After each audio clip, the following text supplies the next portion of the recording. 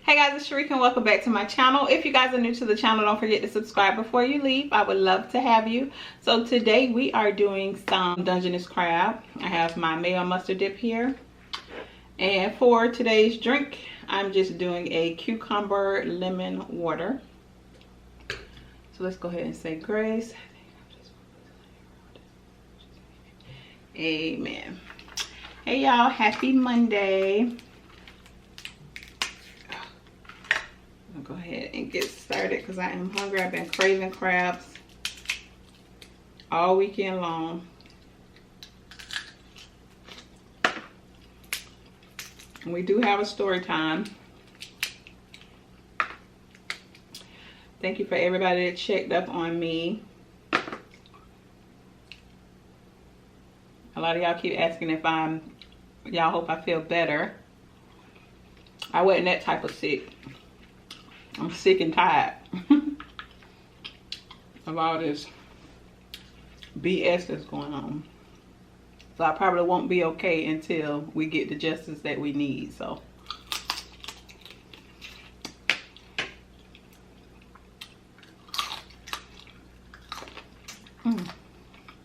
so good.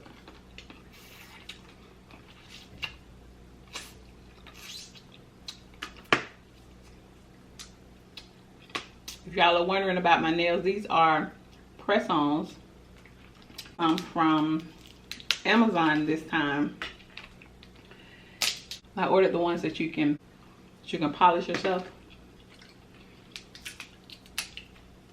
So I polished my own nails. My favorite red, the OPI Big Apple Red. And they look pretty. They look just like I got them done at the salon. Oh hell.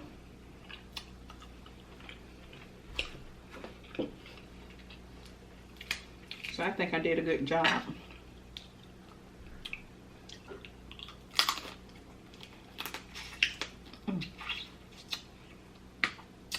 All right, y'all.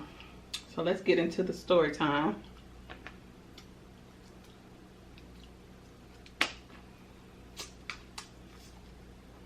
It's a very interesting one. And if you guys are new to my channel, I am obsessed with crime shows and investigation shows because I'm low-key an investigator, okay? So those are the stories that I tell, crime shows.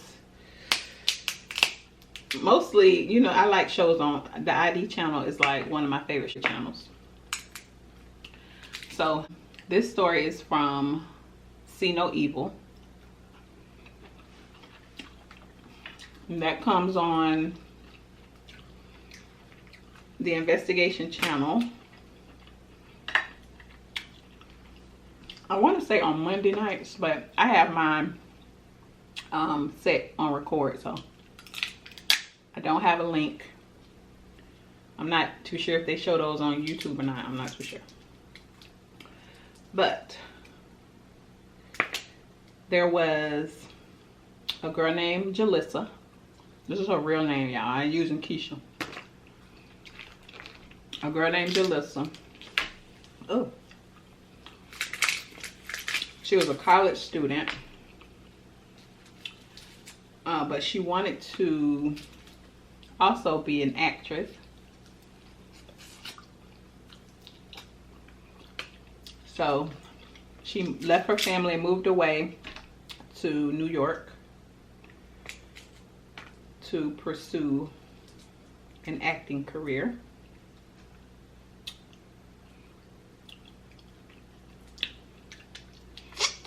She had a few different jobs to keep the bills paid.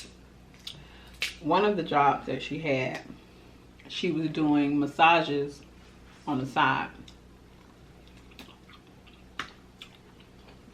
So this particular weekend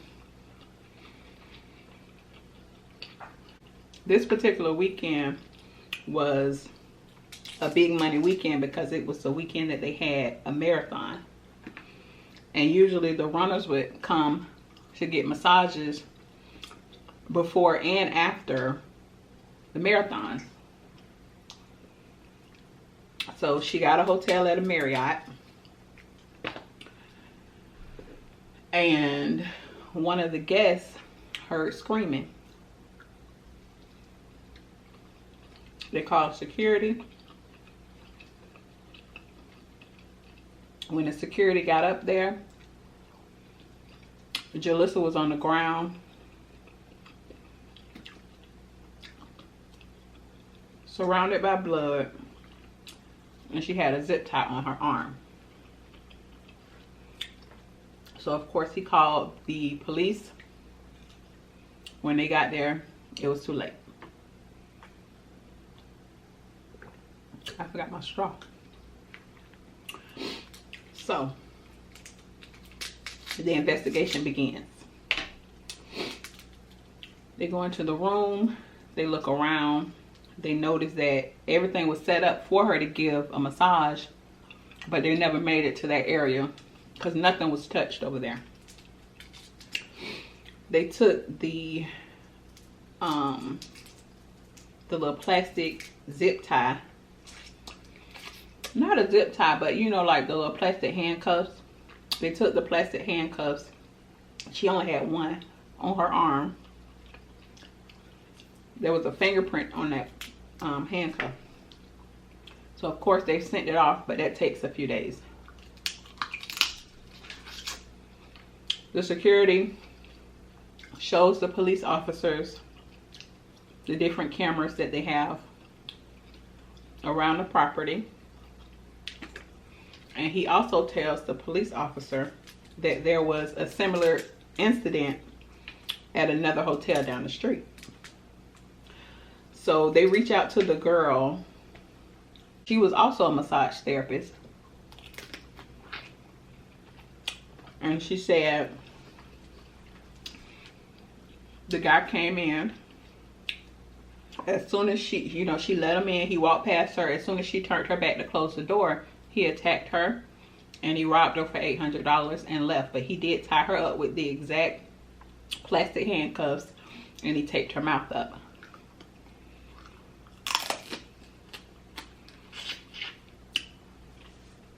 So she tried to describe the guy as best she could.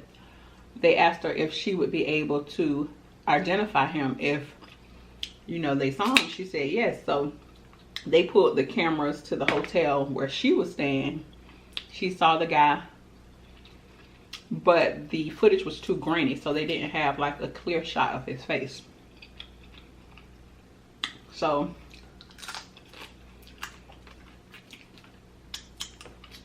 the guy had on a black leather coat, jeans, shirt, and baseball hat.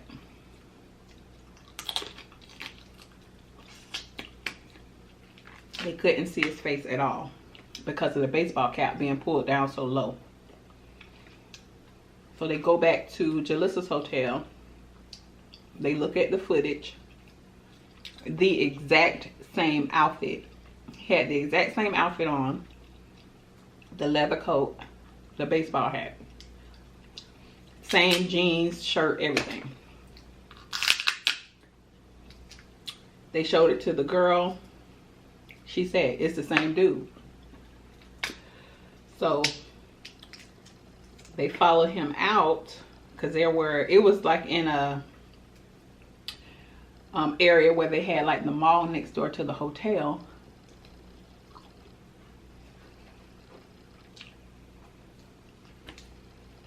So looking at the surveillance cameras, they were able to follow him a little bit around the mall. So once he got into the crowd of people, he took his hat off. Okay.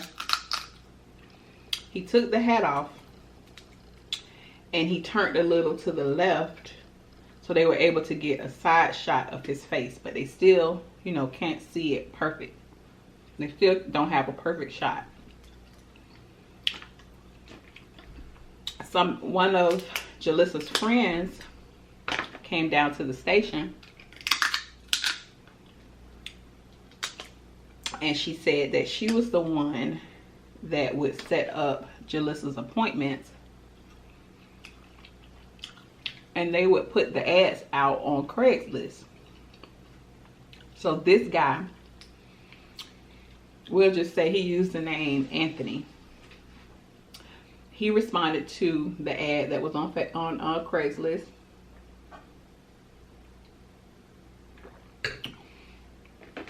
And he gave the name Anthony.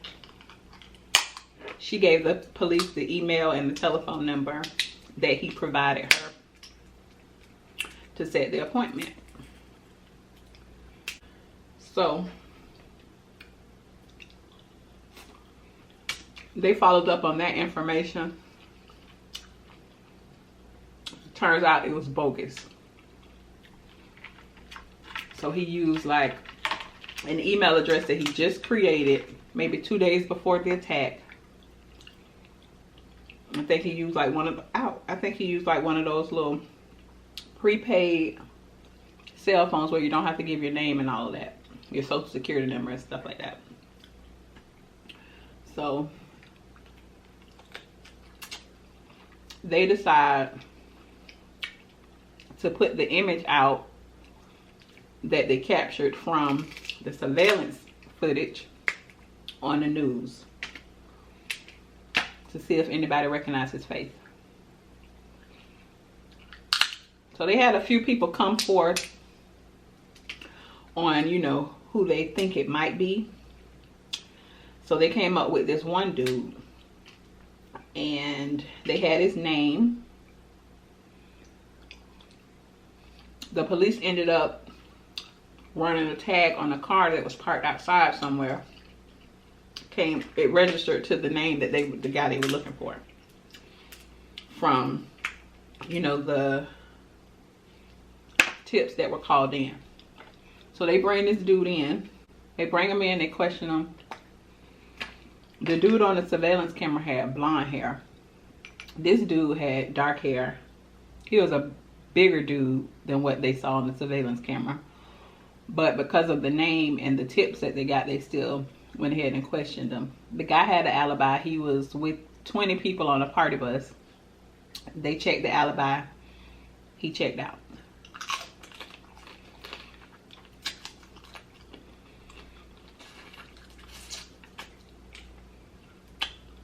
A few days passed. The guy struck again about 90 miles away from the first location. Another massage therapist that put an ad out on Craigslist. So now he's labeled as the Craigslist killer. She had the appointment. She let him in. As soon as she closed the door, he pulled out the peacemaker. She started screaming. The only difference with her husband had a room next door. He heard his wife screaming. He came over, scared the dude off. So the guy ran off. They got in contact with the hotel, watched the footage, talked to the victims, same guy.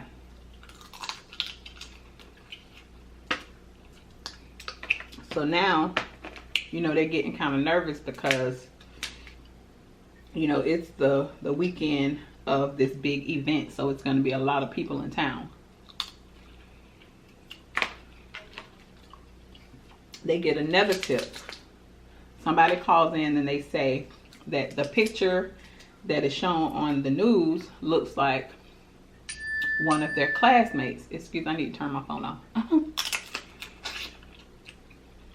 So they go to the school. They pull the photo. This dude is a med student. Daddy's a dentist. Mom's a doctor. They had a really hard time with believing that he would be the one that was committing this crime. They just had such a hard time believing that because, you know, he had one heck of a resume. There's just no way that he can do something like this.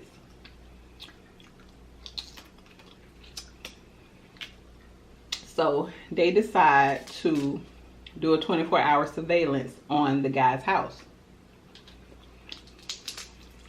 So him and his fiance went to BJ's, and one of the detectives followed them in.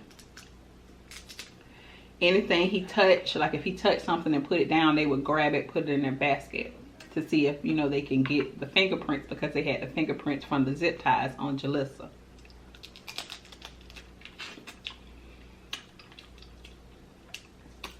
So when they send that off to the lab, the results come back.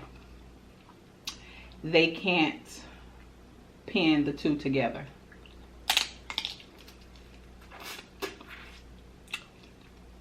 They finally was able to track down the IP address from the email, and they was able to get an address that way. They go to the house. It's his address. They go to their house. They arrest him.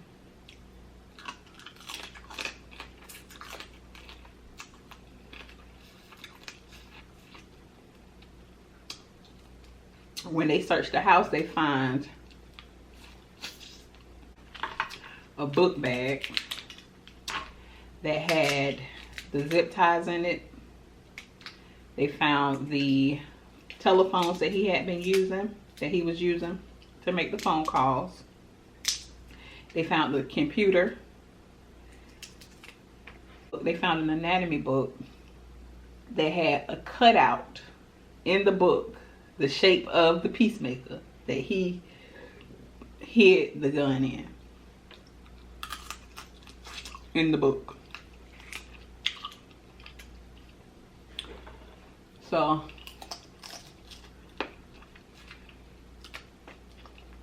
they took his picture when they got his mug shot. They took it to the other victims. They were able to ID him.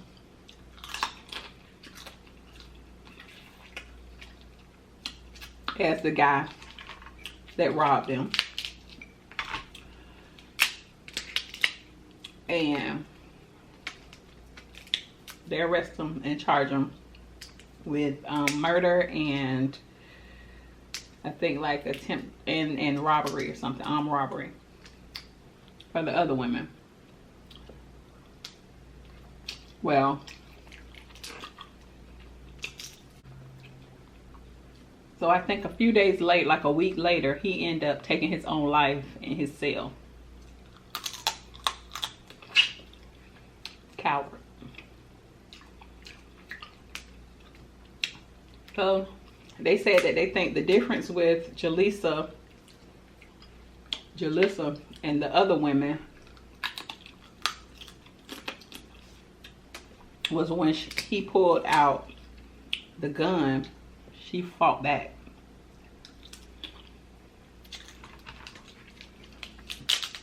He hit her a few times with the gun, and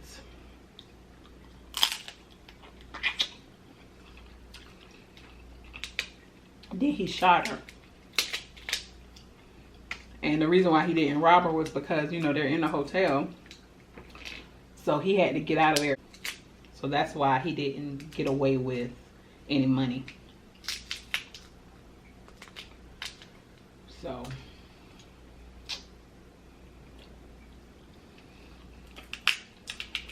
crazy.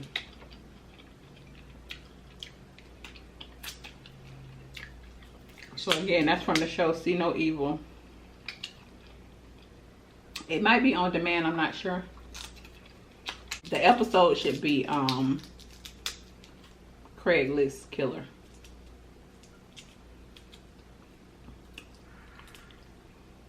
Crazy.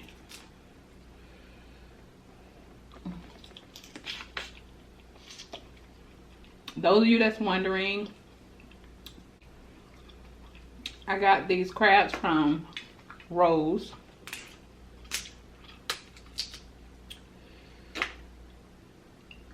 Here in Jacksonville. And they're so good.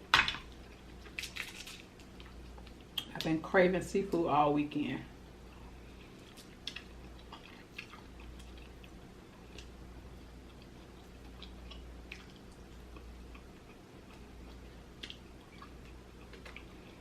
I recorded myself making these crabs on my vlog channel. So that'll be up tomorrow. Ooh. So if you don't follow the vlog channel, I'll have the link in the description box.